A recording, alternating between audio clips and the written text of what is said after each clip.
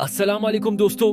पिछली किस्त में हमने देखा कि कैसे मार्का मोता में 3000 मुसलमानों को 3 लाख रोमियों के समंदर से बहफाजत निकालने पर रसूल अल्लाह ने हजरत खालिद बिन वलीद को सैफ अल्लाह यानी अल्लाह की तलवार का लक़ब दिया था। अब वो वक्त आ चुका था कि मक्का के मुशरिकीन जिन्होंने मुसलमानों पर 13 साल तक जुल्म सितम के पहाड़ तोड़े थे, इनके गुरूर को खाक में मिला दिया जाए। जी हाँ, ये सन 8 हिजरी का वाकया है, जब कुरैशी मक्का ने हुदैबिया का अमन मुआहिदा तोड़ दिया और अल्लाह के रसूल ने 10,000 कुद्दूसियों के लश्कर के साथ मक्का की तरफ पेश कदमी का हुक्म दिया। ये तारीख इस्लाम का वो रख बदलने वाला मोड़ था जहां मक्का के कुफार खौफ से कांप रहे थे और उस 10,000 के लश्कर के सबसे आगे मुसलमानों के सबसे खतरनाक घड़सवार दुस्ते की सिपा सालारी कोई और नहीं बल्कि मक्का का वही पुराना शेर हजरत खालिद बिन वलीद कर रहे थे। मक्का के लोग हैरान थे कि जो खालिद कभी उनकी तरफ से मुसलमानों पर कहर बनकर टूटता था, आज वही खालिद इस्लाम का परचम थामे मक्का की दीवारों के सामने खड़ा था। आखिर फतह मक्का के दिन हजरत खालिद बिन वलीद का सामना किससे हुआ और इन्होंने कुरैश के आखिरी फुतना को कैसे कुचला? आइए जानते हैं आज की उस सनसनीखेज वीडियो में। नाज़रीन कराम, जब 10,000 मुसलमानों का ये अजीम शान लश्कर मक्का के करीब पहुंचा तो हुजूर ने मक्का को चारों तरफ से घेरने के लिए अपने लश्कर को 4 हिस्सों में तकसीम कर दिया। हुजूर का हुक्म वाज़ेह था कि जब तक तुम पर हमला न किया जाए तुमने अपनी तरफ से तलवार नहीं उठानी, क्योंकि हुजूर मक्का को बगैर खून बहाए फतह करना चाहते थे। 3 रास्तों से मुस्लिम फौज बगैर किसी मुजाहमत के मक्का में दाखिल हो गई, लेकिन चौथा रास्ता जो मक्का के ज़ेरे हुस्से लोअर मक्का से जाता था, वहाँ की जिम्मेदारी हुजूर ने हजरत खालिद बिन वलीद को सौंपी थी। कुरैश के कुछ कट्टर दुश्मन जैसे उकरमा बिन अबी जहल और सफवान बिन उमिया एक छोटी सी फौज लेकर इसी रास्ते पर घात लगाकर बैठे थे। वो जानते थे कि अगर मुसलमानों को रोकना है तो उसी रास्ते पर रोका जा सकता है। जैसे ही हजरत खालिद बिन वलीद का दस्ता वहां पहुंचा, मुशरकीन ने मुसलमानों पर तीरों की बारिश कर दी। मुसलमानों के 2 मुजाहिदीन मौके पर ही शहीद हो गए। अब ये अल्लाह की तलवार का इम्तिहान था। हुजूर का हुक्म था कि पहले हमला नहीं करना, लेकिन चूंकि दुश्मन ने पहल कर दी थी, इसलिए खालिद बिन वलीद का जलाल बीदार हो गया। हजरत खालिद बिन वलीद ने अपने दुस्ते को बुलंद आवाज में पुकारा और रोमियों के खिलाफ लड़ने वाले उस शेर ने अपने ही पुराने साथियों पर ऐसा जोरदार जवाबी हमला किया कि मक्का की गलियों में तलवारों की झनकार गूंज उठी। खालिद बिन वलीद खुद आगे बढ़े और अपनी बजरी की सी तेज तलवारबाजी से कुरैश की सफों को अलट कर रख दिया। उकरमा बिन अबी जहल और उनके साथियों ने खालिद बिन वलीद का ये वहशतनाक रूप पहले कभी नहीं देखा था। चंद ही मिनटों के अंदर खालिद बिन वलीद ने कुरैश के 25 से जायद जंगजुओं को वासले जहन्नम कर दिया और बाकी अपनी जानें बचाकर पहाड़ों की तरफ भाग खड़े हुए।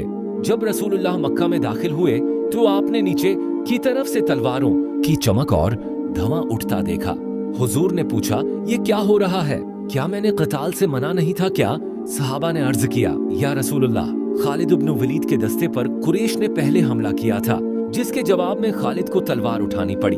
ये सुनकर रहमत आलम ने फरमाया, अल्लाह का फैसला यही था और जो हुआ बेहतर हुआ। इस तरह खालिद बिन वलीद ने मक्का के इस आखिरी मुजाहमती गढ़ को भी हमेशा के लिए खत्म कर दिया और मक्का मुकम्मल तौर पर फतह हो गया। हुजूर ने कफ्र और शर्क की अलामतों को मिटाने का मुहिम शुरू की।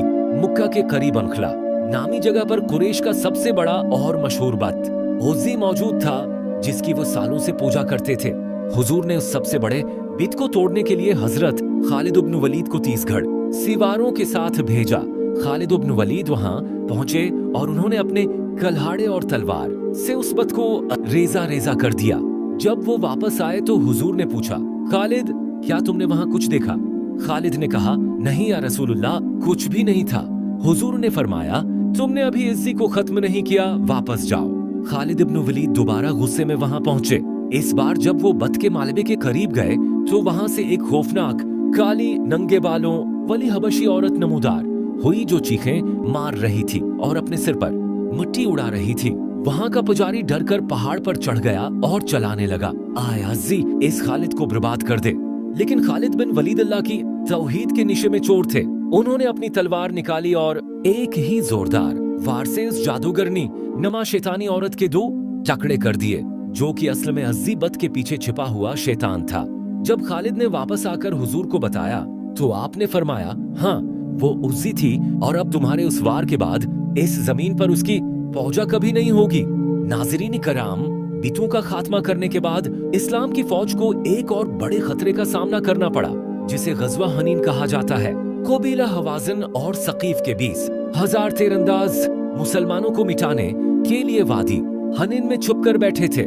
इस जंग में हजरत खालिद इब्न वलीद मुसलमानों के हर अव्वल दस्ते फ्रंट लाइन के सिपा सालार थे। जैसे ही मुसलमान वादी में दाखिल हुए, दुश्मनों ने पहाड़ों के पीछे से अचानक लाखों तीरों की बारिश कर दी, जिससे मुसलमानों के कदम ही खड़ गए। लेकिन खालिद बिन वलीद मैदान में जमे रहे। इस होलनाक तीरंदाजी में खालिद बिन वलीद शदीद जख्मी हुए। इनके जिस्म पर गहरे जख्म आए, यहाँ तक कि वो बेहोश होकर गिर पड़े, लेकिन उन्होंने पीठ नहीं दिखाई। जब जंग खत्म हुई और मुसलमानों को फतह मिली तो रसूलुल्लाह खुद खालिद इब्न वलीद को ढूंढते हुए उनके खेमे में तशरीफ लाए। हुजूर ने जब अपने उस बहादुर जर्नैल के जख्म देखे तो आपने अपने मुबारक हाथों का लुआबे दहन थोक खालिद के जख्मों पर लगाया और दुआ फरमाई। अल्लाह के रसूल के लमस की बरकत से खालिद बिन वलीद के तमाम जख्म उसी वक्त ठीक हो गए और वो दोबारा चट्टान की तरह खड़े हो गए। दोस्तों, ये तो अभी शुरुआत थी। अब बारी थी अरब से बाहर निकलकर रोम और ईरान की सफर पावर से टकराने की।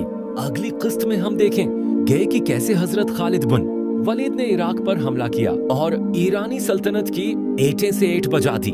अगली किस्त के लिए चैनल को सब्सक्राइब करें और कमेंट में सिर्फ अल्लाह लाजमी लिखें। अल्लाह हाफिज।